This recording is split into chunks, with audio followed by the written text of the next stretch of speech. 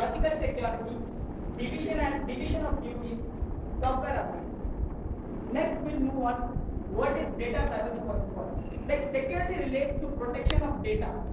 Okay, from unauthorized disclosure, restriction, alteration, and destruction. Like the data which you have stored should not be destroyed.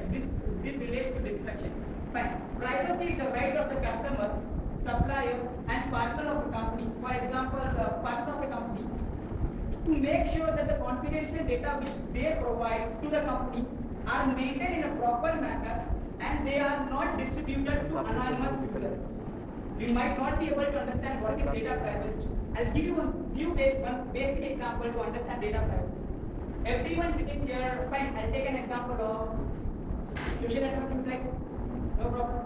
Everyone are comfortable with it? So if you need, I'll give some change. Facebook. No Facebook. Okay.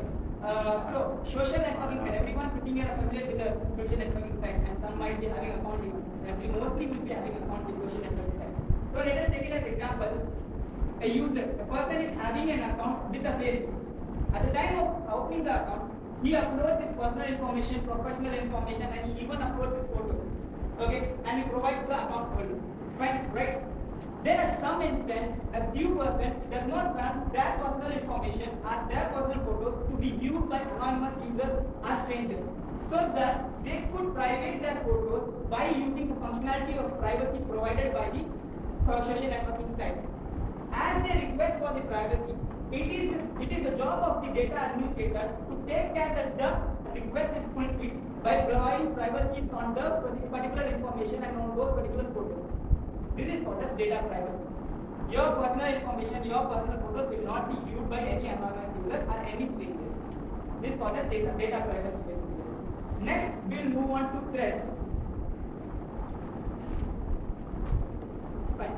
Primary threat to DB server comes from when a person, unauthorized person, discloses the data. When the information is disclosed to unauthorized person, or the modification of sensitive data. Mind it is sensitive data. Data are really sensitive, very important data like account number, password, etc. These are very sensitive data which should not be disclosed to any unauthorized person or to strangers or to anonymous users. The primary threat to a company comes from company insider. Company can plan for all the other threats like internal threats, etc. And there are various tools to minimize these threats. But what about the threats caused by company insider? Right, company insider, this is a new term for you guys. I'll give you an explanation regarding it.